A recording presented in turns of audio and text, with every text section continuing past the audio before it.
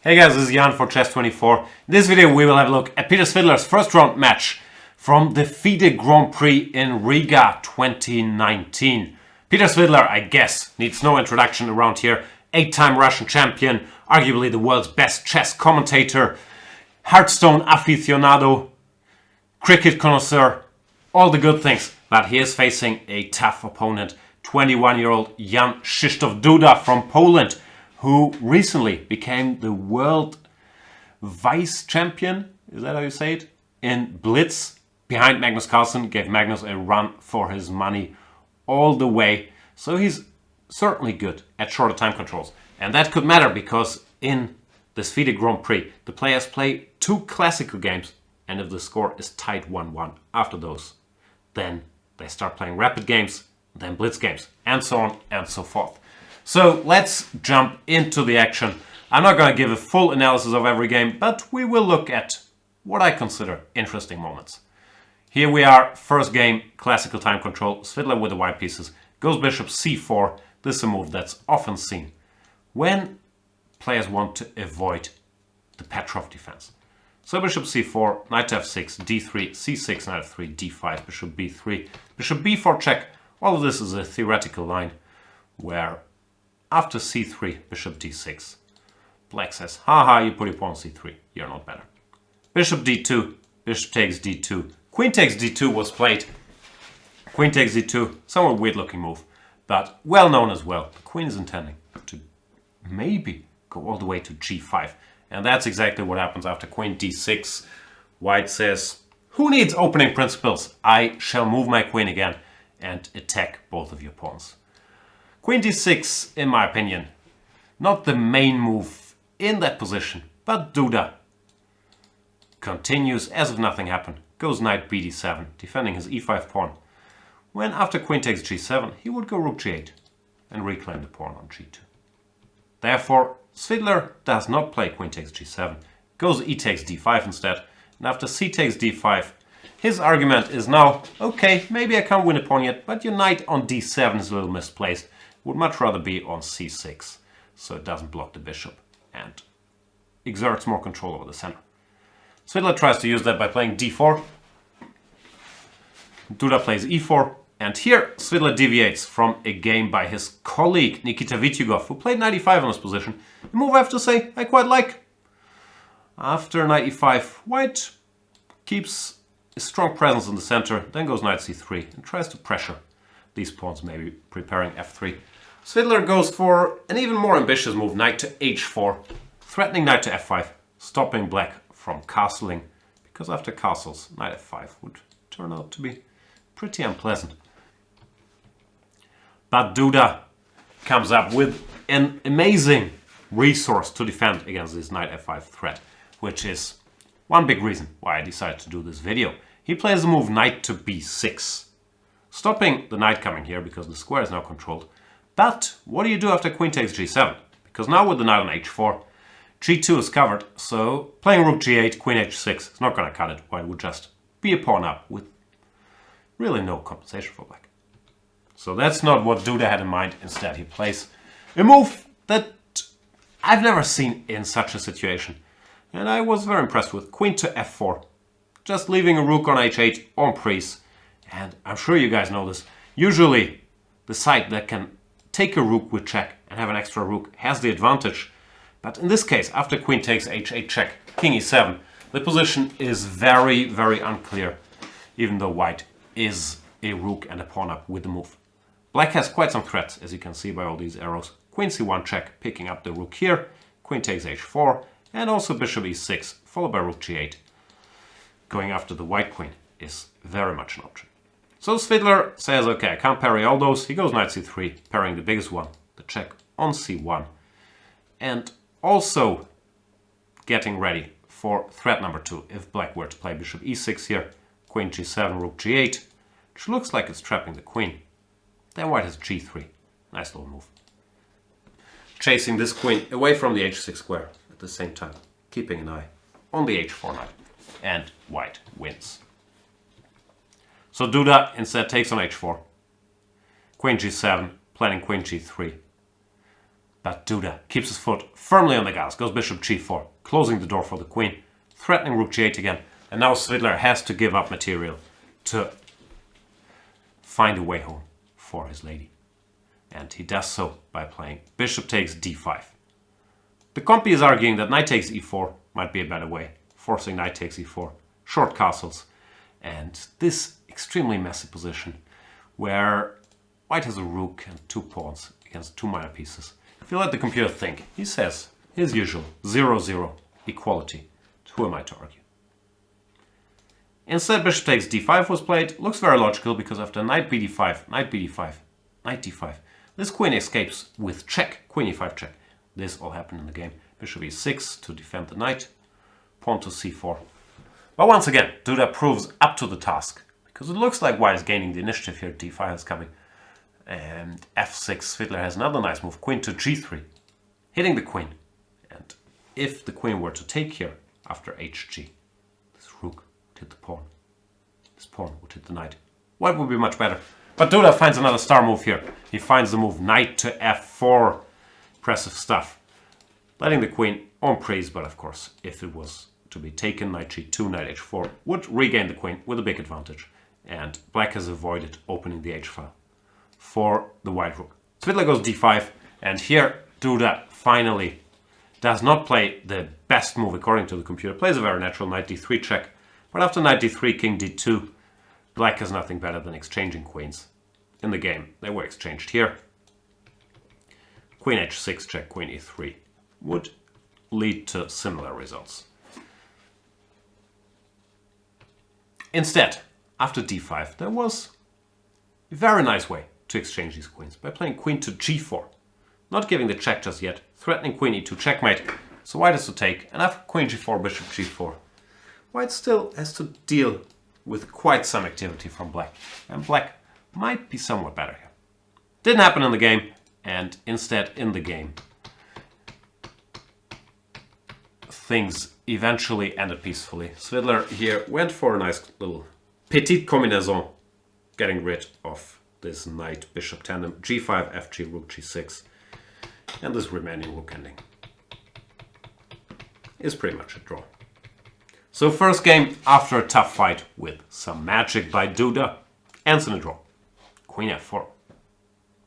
Second game, Duda with the white pieces goes for one knight f3. We get a sort of quiet opening, but still a sharp position with all kinds of pieces on the floor. Svidler, does not go for mainstream theory, plays a6, knight c6, e5 here. Duda also has no interest in simplifying by going d takes e5. It allows e5, e4, and bishop f5. So we get a sharp situation, which is already interesting in itself, because with a loss, either player would be knocked out from the tournament. Well, as we know, with a draw, the tournament continues either way. You move on to the rapids. That shouldn't necessarily influence your strategy, I guess, but more often than not, subconsciously it does, because people prefer to live to fight another day. So very often in these situations, if the first game ended peacefully, we see a draw in the second game as well. Therefore, kudos to the players for choosing such a sharp line here. However, sharp position does not always necessarily mean decisive game. This position I found interesting because here I thought, isn't this pawn hanging? But then I understood it's actually not, because after knight takes d4, queen takes d4, the pawn is knight g4 check, winning the queen. But if we keep making moves, hg, bishop d4, gf, turns out that white gets 3 minor pieces for the queen, which is not necessarily a material advantage, but here, with so much material still on the board, I believe the 3 minor pieces are far superior to the queen, and white would, in practice, very, very likely be able to generate a strong initiative, strong attack against the black king. Bishop h3, rook d1, the d5 square is there, the e4 pawn could be weak, and so on and so forth. The computer loves the queen here after h4, but I find this loves is too strong, says it's equal, but I find it very, very hard to believe that black could survive playing like this. Svidler very understandably doesn't. He plays knight e7, and the game continues sharply, but balanced for most of it. There was one more key moment that I liked. Here, of course, we could talk about every move, but I don't think any side was ever significantly better. I like this moment coming up here where the black rook takes a pawn. It looks like black might be gaining the upper hand with an extra pawn, but Duda has a very, very strong reply. This move b3 to b4, which I found very aesthetically pleasing because this rook on d5, even though it's centralized, really doesn't have any squares. c5 is controlled, e5 is controlled, d5 is controlled, d3, d2, d1. You get the idea. So white has at least full compensation for the pawn here because of the trapped rook. AB, rook g6. And now Duda lets the rook escape with rook c8. Of course, activating his own rook. I don't think he missed anything. But there is a case to be made for keeping the tension, playing a move like bishop e2 or queen to c3. Leaving this rook stranded on d5 a little longer. Doesn't mean that white would be better, but it might be a little easier to play for white. So instead, after this rook broke free, the rook by itself developed enough counterplay for a draw here. And the players repeated moves. There was nothing better for either side. That means 1-1 after the classical games, and we are moving into the rapids. First rapid game, Svidler with the white pieces, and this time he is ready to tackle the Petrov. Here comes the Petrov. Svidler plays one of the most trendy lines, knight c3, a move that we've also seen in the Carlsen-Kayakin World Championship match. And Duda plays that very line that, sorry, did I say Kayakin? Carlsen-Caruana World Championship match, of course. That very line that Caruana chose after Carlsen came up with his knight c3, knight d7, followed by knight to f6, which was a reasonably fresh system then. Bishop d3, c5. But it's very logical. The pawn goes to c5 to stop white pieces coming to the d4 square. The bishop wants to go to e6. The queen has a free way out to a5. This pawn can go to d5, fighting for the center. It's a very, very sharp position where white should look for ways to attack the black king. And Svidler comes up with a fresh idea here. Goes for bishop g5, king b1 or rook h1. Had been played in the past. Or I think there was one game with bishop g5, but it's not very common. Bishop e6, queen f4. We see one idea of this bishop g5 move. The queen wants to go to h4. Bishop takes f6, queen h7, checkmate.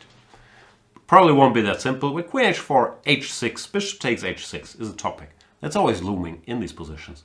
And Duda has to pay attention. He says, don't care, plays d5. And Svidler goes c4. Does not execute this queen h4 threat, because here after queen h4, h6, bishop h6, black can still defend. My computer says knight to e4 is a strong move. Hitting the queen. And after queen h5, different moves worked. Knight takes f2 might be the most sober one. And it turns out there is no checkmate. So Svidler instead goes c4, saying, take it, please. But Duda does not do him the favor, goes rook to e8. Compy says h6, and this might be theoretically relevant, I haven't checked enough, but it might be relevant. Says h6 was a playable move here as well. Bishop h6, gh. He's not afraid, but you need to either have checked at home or be very, very certain that nothing too bad happens to your king here. But computer says this is 0-0-0. However, understandable that Duda goes for rook e8 instead, and now Svidler can win a pawn, and he does. Do you see how? Bishop f6, bishop f6, cd, bishop d5, and another petite combinaison. Bishop h7, king h7, queen f5.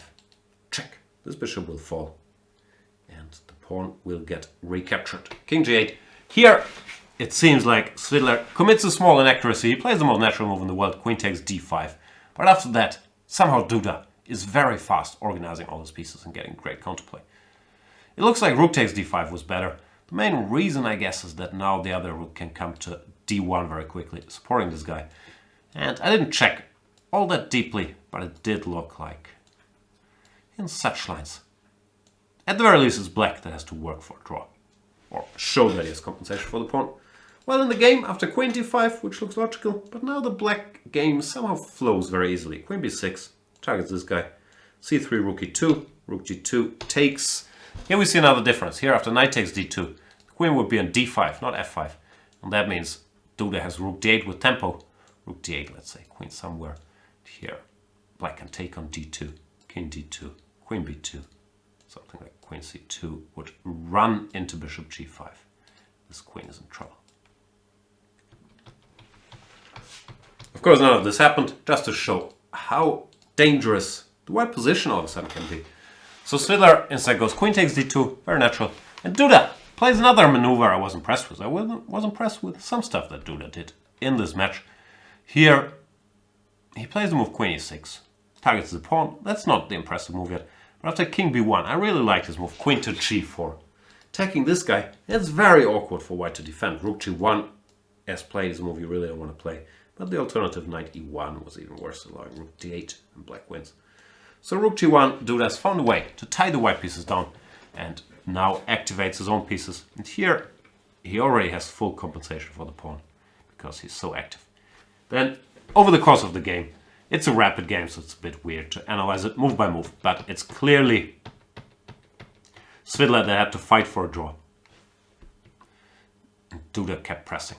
In spite of being a pawn down, for most of it, his pieces were always so much more active that Svidler was the defending side. Duda regains the pawn. And here, with his more coordinated pieces, still better. But in the end, Svidler did survive after quite some adventures, as you can see. This endgame is a draw. So third draw in a row, but we can't complain that the players are not entertaining us. And we are moving on to game number 4, the second rapid game. Both these games are played with 25 minutes plus 10 seconds per move. And once again, Duda has the white pieces, and again he goes for one knight to f3. But this time around we see a main line of the, what do you call this? The anti-Grunfeld, I would guess. The Grunfeld where white has not played d4 yet. And he's trying to exploit this move order by making another move here. Queen c2, queen b3, queen a4, h4, e4. All these moves I've played in practice, they're all trying to capitalize on the fact that this pawn has not yet moved. And queen b3 is one of the most serious attempts at black's life here. One point of all these things is that knight takes c3 now is less good. Because after queen c3, this rook is hanging. Therefore, the knight has to retreat and white can try to build a full pawn center. d4, bishop g7, bishop f4, bishop e6, queen a3. This is all theory. Here, as far as I know, which is not that far, I have to admit, in Grunfeld's, but c5 is supposed to be very interesting. Pawn sacrifice for the initiative after queen takes c5. Knight to c6, followed by rook c8. Last time I checked, black was supposed to be quite okay here, getting full compensation. So it would have been interesting to see what Duda has up his sleeve.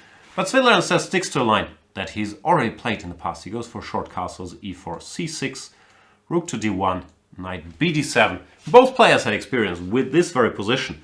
Duda had played knight to g5 here, I think against Ivanchuk a while ago. Bishop g4, bishop e2, which is also what happened in 2 of Svidler's games against Gelfand and Wang Hao, I think.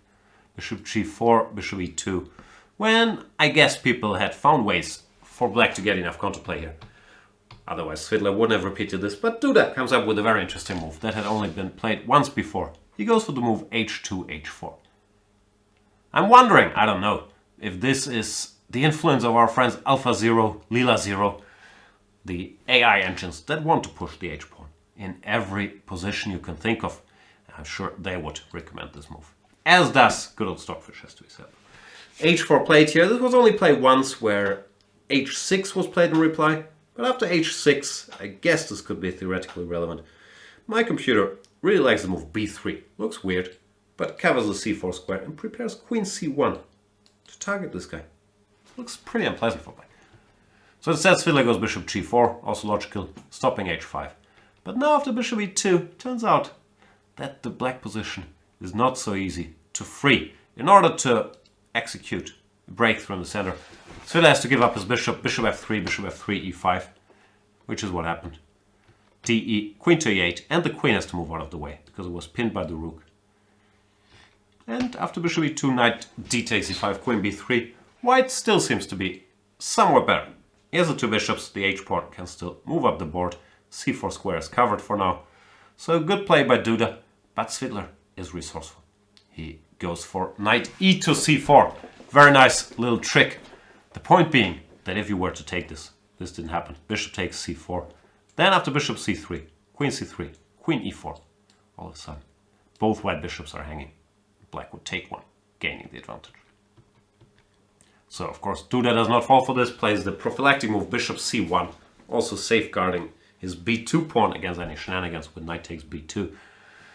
And Svidler centralizes pieces, goes queen e6. Short castles. Computer doesn't like short castles, prefers h5 when it says white is still pressing, keeping the option to maybe bring the rook into the game like this.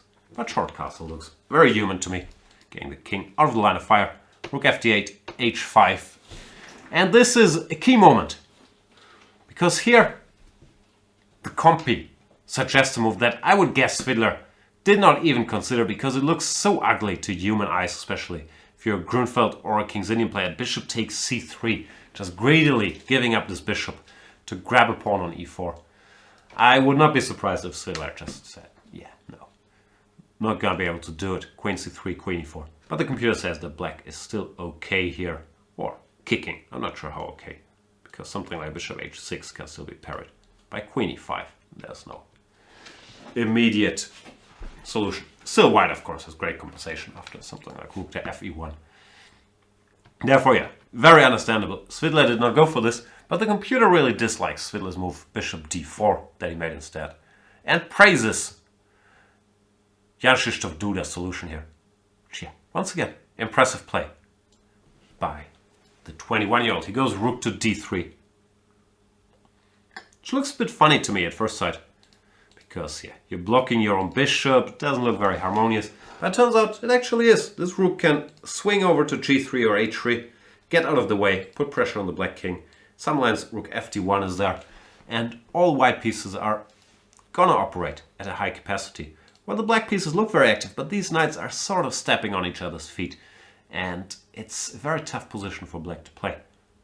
Svidler could find nothing better than retreating with the bishop to f6. But now the rook goes to g3. Making all kinds of other ideas appear as well. Bishop g4 is there. One day you could think about pushing your f-pawn. So it's a tough situation. Svidler decides to go for the endgame. Knight d2, queen e6, fe. But he has some weaknesses. White still has the bishops. And Duda plays very calm manner, just goes rook fe1, ignores this knight on d2, bishop e5, rook g4, and is saying, I'm better long term. You will have weaknesses, I don't need to do anything. Too fancy. So yeah, I find it hard to describe why I like this game so much, but it feels like, yeah, Duda is very, very much at home with maneuvers that don't look so natural to me. There's rook d3, rook g3, rook g4. It's some rook artistry there. Then g3, king g2, not in a hurry. And long story short, Svidler could not hold this together here. The white pair of bishops combined with all these isolated black pawns proved to be too much to handle, of course. There was still quite some fight, but I believe Svidler was always in trouble here. Of course, you could point at some moments where saving chances were better. Eventually, they get into this ending, but it feels like probably, at least in a rapid game, there is no chance of holding this, and it might also very well be just objectively lost. So bishop c3, rook f4, king g6. And Duda continues to maneuver, and eventually these guys will start rolling.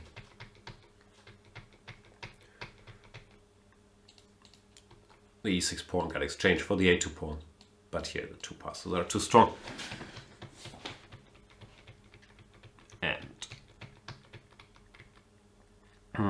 after king f3, the game ended because the black king got caught in a mating net. Bishop f2 is a threat, and if bishop e1 to parry that, then rook h7, king g5, rook h5 is checkmate. So, yeah, tough outcome here at the Chess24 headquarters, because of course we're rooting for our friend Peter Svidler. But I talked to Peter briefly, and I think he said the same in an interview, that he wasn't even that unhappy with his play. It was just that Duda played a great match, and I think if you've seen these games, you will agree that Duda just did some amazing stuff, starting in game number 1 with this Queen F4. And yeah, I chose this, even though I felt bad because Svidler lost, because I just thought it was the most entertaining, high-level round 1 encounter. So congratulations to Jan-Krzysztof Duda for moving into the second round. And before we call it a day, I also want to show you guys the move of the first round, which was played by Peter's friend and compatriot Alexander Grischuk in his match against Nikita Vityugov in this position. If you haven't seen it yet, white to move wins. And the answer is bishop to f6. It's completely crushing. Took me a while to understand why, because you can take it, obviously. And here I was obsessed with making rook g3 check work, which wasn't that easy. Rook g3, king h8, queen g4, then rook g8, and black wins. But it turns out that white should not go after the g7 square, but instead after the h7 square. And then after rook h3, there is absolutely no defense to the threat of queen h5, followed by queen h7 checkmate. So Vityugov tries to defend by playing bishop d8, but Grischuk finishes in a nice manner, I thought. Bishop takes g7, sacrifice the bishop again. Now it has to be taken. King g7, rook g3 check, king h8, queen to h5. And once again, there is no defense to the threat of rook to h3. The point being that if black goes f6 or f5, same, then white takes on e8, rook e8, and knight f7 is checkmate. So, nice combination there by Alexander Grischuk, who also moves on to the second round, joins Duda there, and let's briefly have a look, if you guys want to see it, at all the outcomes of this first round of the Riga FIDE Grand Prix. Here we are, Kayakin in a nail-biting finish defeats Anish Giri in the Armageddon, barely moving on Sergei Kayakin, eliminating Anish Giri for the second time in these FIDE Grand Prix in the first round. Wesley So eliminates Hare Krishna.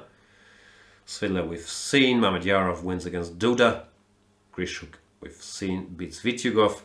Aronian got knocked out by Yu Yangyi because Yu Yangyi in the Armageddon had the black pieces and moves on with the draw. Faces Grischuk in the next round. Topalov with an upset, or I think a bit of an upset, because he defeats Hikaru Nakamura at Rapid, where traditionally Hikaru is very strong, and it's not supposed to be Topalov's specialty. So Topalov here. They're surprising us, and as a reward he gets to face Maxim Vachier-Lagrave in the next round. That was it from the FIDE Grand Prix Riga, round number 1. I'll keep you posted if exciting stuff happens. Of course, you can also watch it all live. Thank you guys so much for watching this video, and I'll see you around.